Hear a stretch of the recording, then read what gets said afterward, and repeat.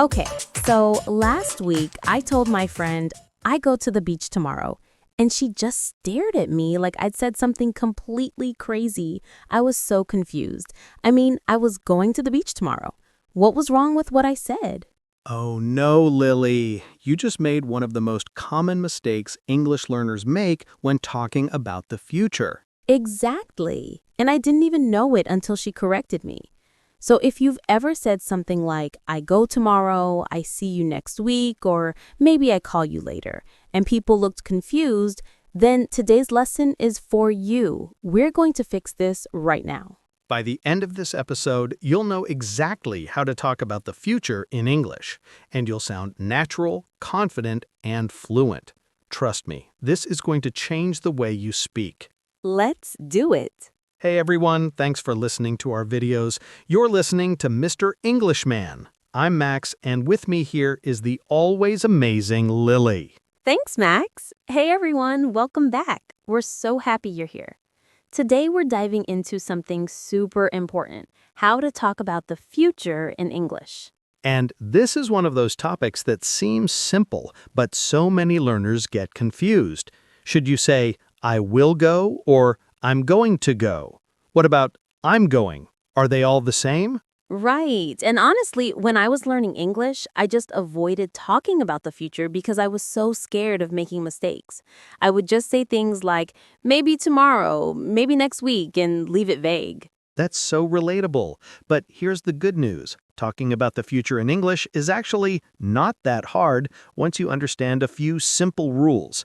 And today, we're going to break it all down for you in a fun, easy way. By the end of this episode, you'll know exactly how to talk about the future in English, and you'll sound natural, confident, and fluent. Trust me, this is going to change the way you speak. Let's do it. Okay, Max, let's start with the basics. When do we use will to talk about the future? Great question. So, will is one of the most common ways to talk about the future. We use it for predictions, promises, quick decisions, and offers. Let me give you some examples. Yes, please. Examples always help. Okay, so imagine you're looking out the window and you see dark clouds. You might say, it will rain later. That's a prediction. You're guessing about the future based on what you see now. Oh, that makes sense. So will is for when you think something is going to happen, but you're not 100% sure. Exactly. Here's another example. Let's say your friend is upset and you want to help them feel better. You might say, don't worry, I will help you. That's a promise. Oh, that's sweet. So will can show you're making a commitment to do something. Yes. And here's a really important one. Quick decisions. Imagine you're in a meeting and someone asks, who wants to present first? And you think, okay, I'll do it. So you say, I will present first. You just decided in that moment. Oh, so will is perfect for spontaneous decisions, things you decide right now, not things you planned before. Bingo. And one more. Offers. If someone is carrying a lot of bags and struggling, you might say, I will help you with those bags. You're offering to help in that moment. I love that. So, to recap, will is for predictions, promises, quick decisions, and offers. Got it. Perfect. Now let's look at the structure. It's super simple. Subject plus will plus base verb. For example, I will call you. She will arrive soon. They will love this movie. And the negative? How do we say we won't do something? Easy. Subject plus will not plus base verb. Or you can use the contraction won't.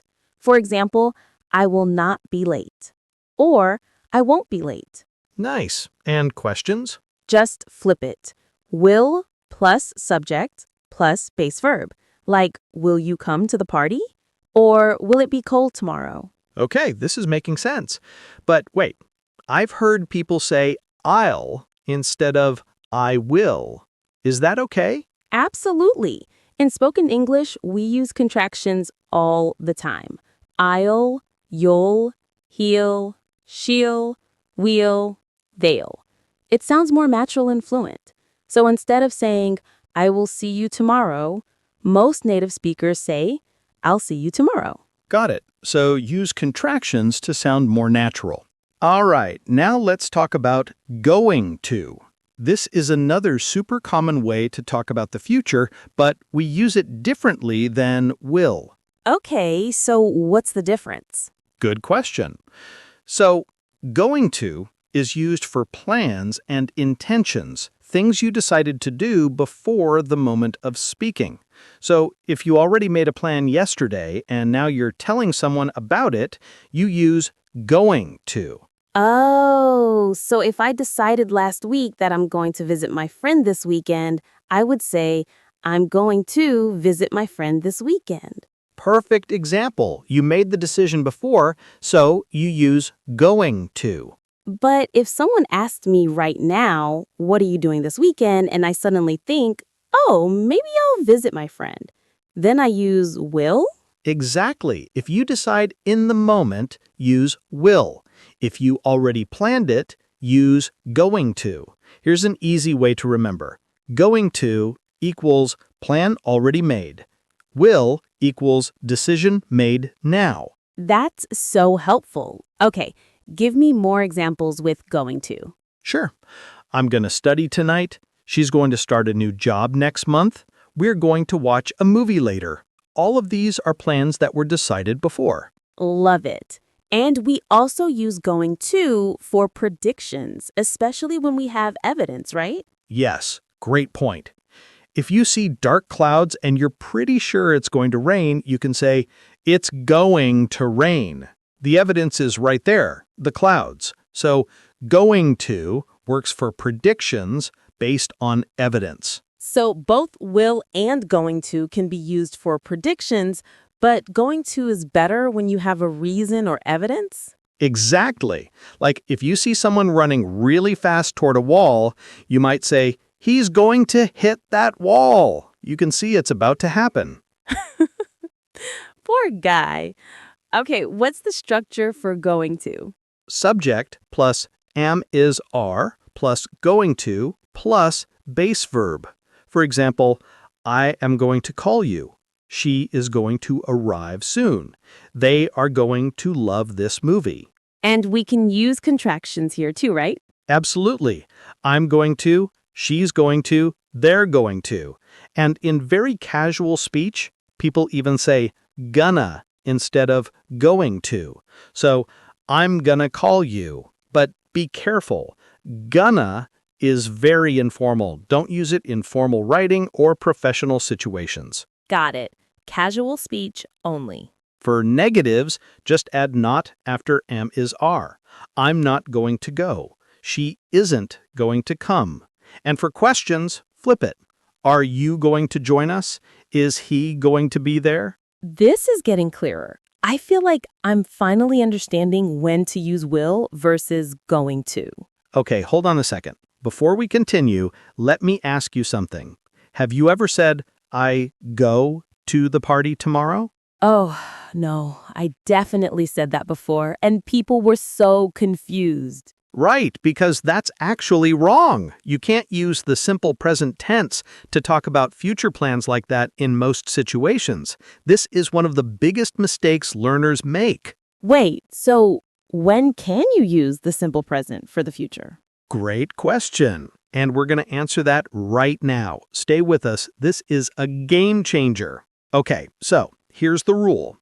You can use the simple present tense to talk about the future, but only for scheduled events. Things like train times, flight times, movie times, class schedules, or official timetables. Oh, so things that are fixed and won't change. Exactly. For example, the train leaves at 6 p.m. The movie starts at 7:30. The meeting begins at 9 a.m. These are all scheduled, fixed events, so we use the simple present. But I can't say I go to the beach tomorrow because that's my personal plan, not a fixed schedule. Correct. That's why it sounds strange. Instead, you should say, I'm going to the beach tomorrow, or I will go to the beach tomorrow. Ah, that makes so much sense now. So the simple present is only for official schedules. Right. Here are a few more examples. The store opens at 10 a.m. The concert ends at 11 p.m. Our flight departs at noon.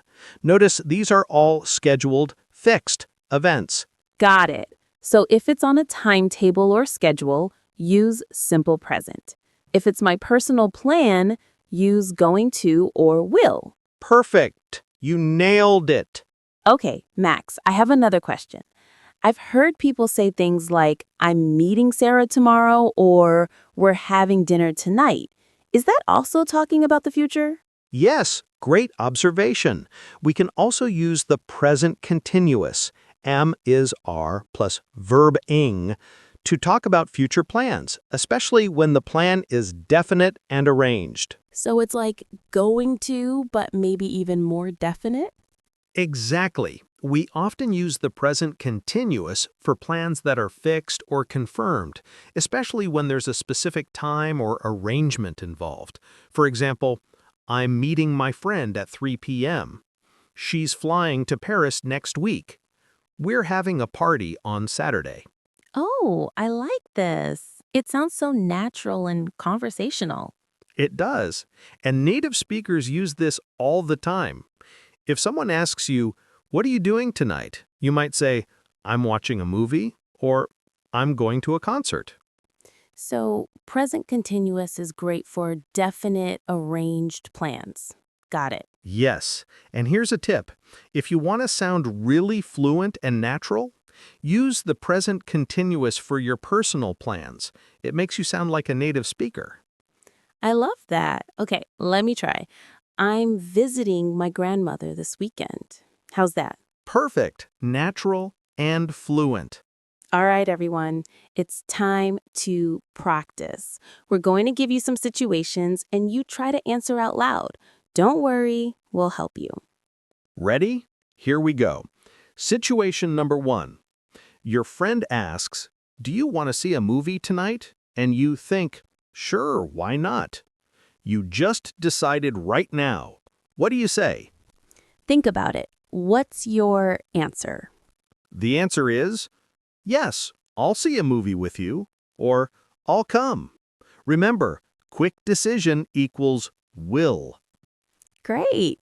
Okay, situation number 2. You already bought tickets for a concert next Friday. Your friend asks, what are you doing next Friday? What do you say?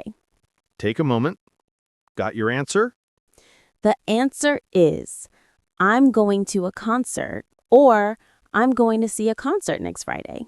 You made the plan before, so use going to or present continuous. Awesome. One more. Situation number 3. You see dark clouds in the sky. What do you predict? This one's easier. What do you think? The answer is, it's going to rain. You have evidence, the clouds, so use going to. Nice work, everyone. Keep practicing like this and you'll get so much better. Okay, before we wrap up, let's quickly cover a few other ways to talk about the future that you might hear. Yes, I've heard things like, I'm about to leave or I might go. What do those mean? Great example. So, be about to means something is going to happen very soon, like in the next seconds or minutes. For example, the movie is about to start. I'm about to leave. She's about to call you. Oh, so it's for immediate future. Exactly. And then we have modal verbs like might, may, and could for uncertain future plans. If you're not sure about something, you use these. For example, I might go to the party. She may call you later. We could visit tomorrow. So these are for when you're not 100% sure. Right. They show possibility, not certainty. This is so useful. What about shall? I've heard that sometimes. Good question. Shall is quite formal and more common in British English. We often use it for offers or suggestions, especially in questions. For example, shall I open the window? Or shall we go to the park? So it's polite and a bit old-fashioned. Kinda, yeah. In American English, people usually say should we instead of shall we, but it's good to know both. Okay, we've covered so much today, but stay with us till the end because we're going to give you a super simple cheat sheet to remember everything. Plus, we have a bonus tip that will make you sound even more natural. All right, let's do a quick recap of everything we learned today. Number 1, use will for predictions, promises, quick decisions, and offers. Example, I'll call you later. Number 2, use going to for plans you already made and predictions with evidence. Example, I'm going to study tonight. Number 3, use the simple present for scheduled events like train times and movie times. Example, the train leaves at 6 p.m.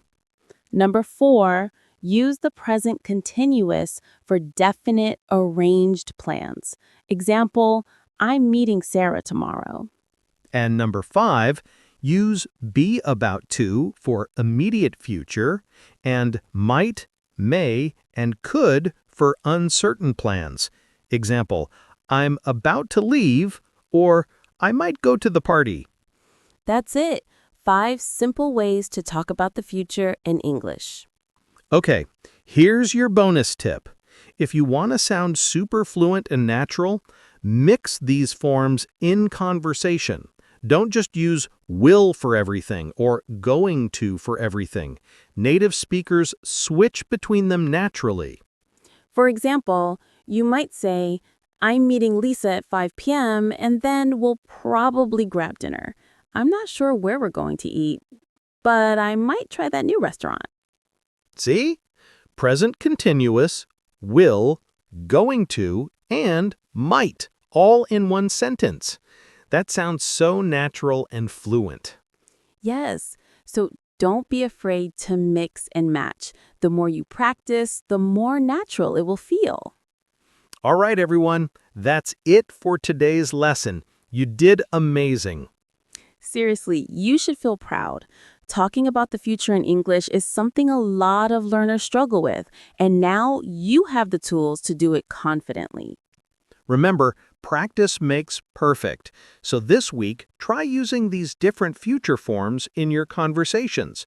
Talk about your plans, make predictions, offer to help someone. Just practice. And here's your homework. In the comments below, tell us one thing you're going to do this week using going to, and one quick decision you'll make right now using will. We want to hear from you. Also, if you learned something new today, hit that like button and subscribe to Mr. Englishman so you don't miss our next lesson.